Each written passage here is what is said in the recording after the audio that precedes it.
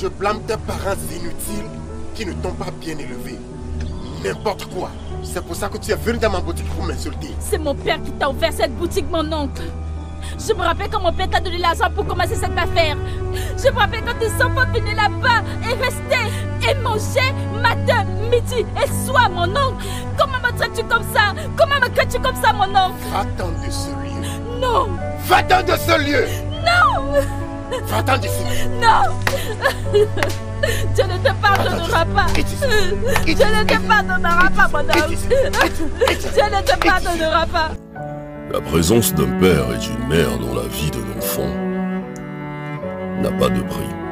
Car quel est ce môme qui n'aimerait pas naître et grandir aux côtés de ses deux parents et de ressentir cette joie, de ressentir cet amour, d'avoir papa à ses côtés, d'avoir maman à ses côtés. Peu importe la taille de la maison, ce qui compte, c'est l'amour qu'il y a à l'intérieur. Tant qu'un père est en vie, tant qu'une mère est en vie, on a parfois l'impression qu'ils seront toujours là, qu'ils sont immortels. Certains parmi nous profitant de passer avec eux des bons moments. D'autres, hélas, passent tout leur temps à les frustrer, à les blesser, en oubliant qu'un jour ou l'autre, ils partiront et qu'ensuite, ils regretteront. Jusqu'à ce jour maudit où ton père ou ta mère ferme les yeux. C'est là tout ton univers s'écroule. Tout devient sombre. À l'instant T, tu as peut-être du mal à le réaliser.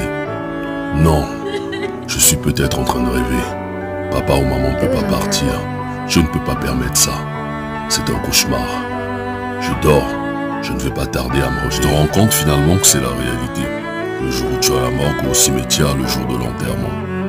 Tu vois cet être cher que tu aimais tant, immobile dans un cercueil, et retournant dans la poussière. Et tu te dis, mais qu'est-ce que je vais devenir sans papa? Mais qu'est-ce que je vais devenir sans maman? On a beau te consoler, on a beau te dire que ça va aller. Tu as beau te retenir, mais tes larmes ne peuvent s'empêcher de couler. Aucun antidouleur ne peut te soulager, ton cœur est blessé. Et aucun pansement ne peut l'empêcher de saigner. Tu as l'impression que ta vie est finie, que tu ne seras plus rien dans la vie. Comme si cela ne suffisait pas. Tu commences à voir le vrai visage de certaines personnes.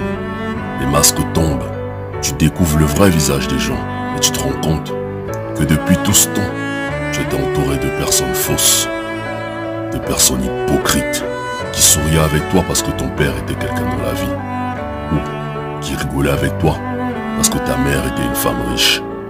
Maintenant que tu es orphelin, tu ne sers plus à rien. Tu es devenu inutile à leurs yeux. Pour eux, tu n'as plus aucune valeur.